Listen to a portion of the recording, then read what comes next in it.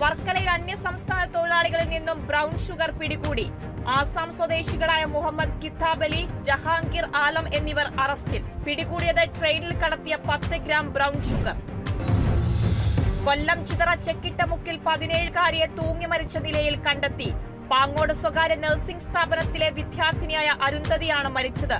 പ്രണയ നൈരാശ്യമാണ് ജീവനൊടുക്കാൻ കാരണമെന്നെഴുതിയ കുറിപ്പ് കണ്ടെത്തിയിട്ടുണ്ട്. തിരുവനന്തപുരം ജില്ലാ ലീഗൽ സർവീസ് അതോറിറ്റിയുടെ നേതൃത്വത്തിൽ Kattakada police station legal aids ക്ലിനിക്കിന്റെ ഉദ്ഘാടനം നടന്നു. അഡീഷണൽ ജില്ലാ പോലീസ് മേധാവി പ്രതാപൻ നായർ ഉദ്ഘാടനം നിർവഹിച്ചു. സംസ്ഥാനത്ത് വീണ്ടും മഴ ശക്തിപ്പെടും. വടക്കൻ ജില്ലകളിൽ മഴ കനക്കും. വെള്ളിയാഴ്ച മലപ്പുറം, കോഴിക്കോട്, കണ്ണൂർ ജില്ലകളിൽ ഓറഞ്ച് അലർട്ട്. തൃശൂർ ചാവക്കാട് മുയൽക്കൂട്ടിൽ നിന്നും മലമ്പാമ്പിനെ പിടികൂടി. മണത്തല ധനേഷിന്റെ വീട്ടിൽ നിന്നാണ് 12 അടി നീളമുള്ള മലമ്പാമ്പിനെ പിടികൂടിയത്. കൂട്ടിലുണ്ടായിരുന്ന 4 മുയലുകളെ മലമ്പാമ്പ് വിഴുങ്ങി.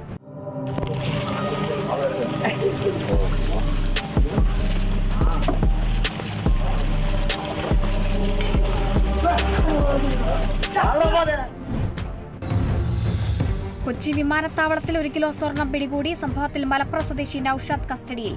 സ്വർണം ഒളിപ്പിച്ചത് ബ്ലൂടൂത്ത് സ്പീക്കറിനുള്ളിൽ. കോട്ടയം ഈരാറ്റുപേട്ടയിൽ കാപ്പ കേസ് പ്രതിയെ തേടിയെത്തിയ പോലീസും പ്രതിയുടെ ബന്ധുക്കളും തമ്മിൽ വാക്കേറ്റം. സ്ഥിരം ക്രിമിനൽ കേസ് പ്രതിയായ അഫ്സലിനെ തേടിയാണ് ഈരാറ്റുപേട്ട പോലീസ് എത്തിയത്. വീട്ടിൽ കയറി പരിശോധന നടത്തിയപ്പോഴാണ് പോലീസിനെ വീട്ടുകാർ തടഞ്ഞത്.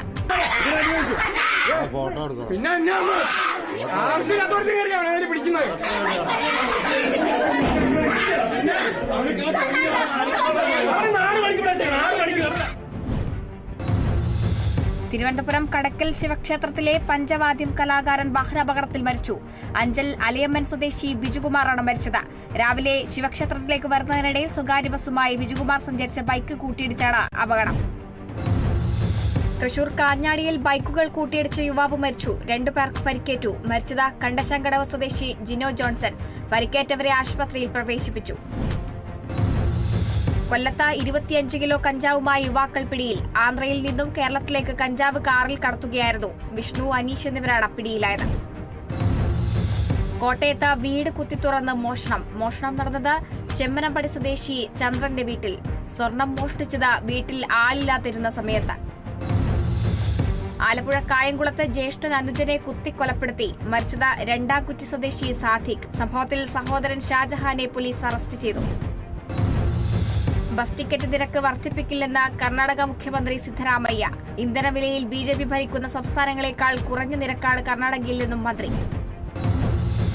കൊല്ലം ശൂരനാട് NSS കരയോഗ കുടുംബസംഗമം നടന്നു. ചടങ്ങിൽ വിദ്യാർത്ഥികൾക്ക് എൻഡോമെന്റും പഠനോപകരണങ്ങളും വിതരണം ചെയ്തു. ഇറ്റാലിയൻ തീരത്തെ 2 കപ്പൽ അപകടങ്ങളിൽ 11 മരണം. നിരവധി പേരെ കാണാതായി. കുടിയേറ്റക്കാർ യാത്ര ചെയ്ത കപ്പലാണ് അപകടത്തിൽപ്പെട്ടത്. ലിബിയയിൽ നിന്ന് പുറപ്പെട്ട കപ്പലിലെ 51 പേരെ രക്ഷപ്പെടുത്തി. തുർക്കിയിൽ നിന്ന് പുറപ്പെട്ട മറ്റൊരു കപ്പലിലെ 66 പേരെ കാണാതായി.